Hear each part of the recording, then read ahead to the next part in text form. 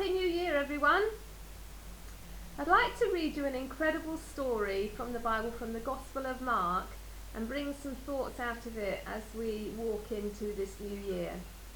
The thing I love about the Bible is that it's so relevant for us today, and this story is especially poignant for us, and in fact the whole world, at this moment in time as we are in the middle of a terrible storm, which is what this story is about. So I'm going to read from Mark chapter 4 and verse 35, and it says this: That day when evening came, Jesus said to his disciples, "Let us go over to the other side of the lake."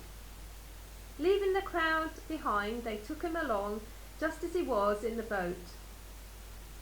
A furious squall came up, and the waves broke over the boat so that it was nearly swamped. Jesus was in the stern, sleeping on a cushion.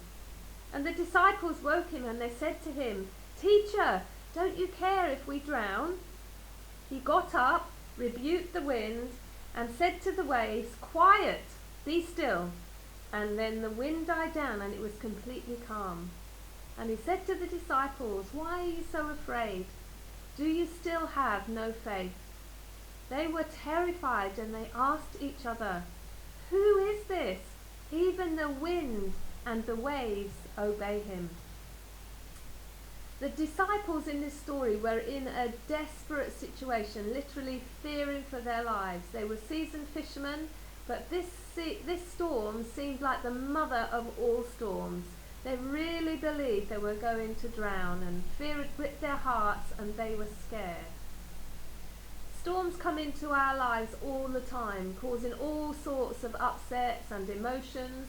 Maybe you're in one today and you feel like you're drowning. Please can I encourage you to take heart from this story as we think about it this week.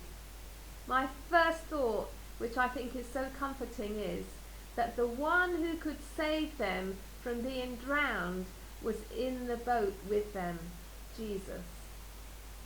As a Christian, this truth is the anchor in my life. Jesus is in the boat of my life with me, which means that when I go through the storms of life, he is there with me to bring me safely to the other side. I love the fact that Jesus was actually asleep in this terrible storm, and he had to be woken by his disciples. Isn't it staggering that it wasn't the storm that woke him, but the cry of his disciples, "Jesus, we're going to drown."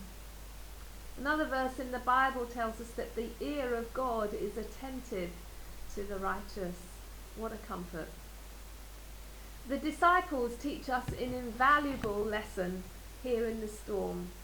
They turned to Jesus to save them. And as a result of them turning to Jesus, an incredible miracle happened which they could never have dreamed of. Perhaps you don't know Jesus yet, but he is just a whisper away, and he wants to be the anchor in your life. So please do get in touch with me if you'd like to find out more about how this can happen for you. And on Wednesday and Friday, I'll just bring a couple more thoughts from this passage. So take care.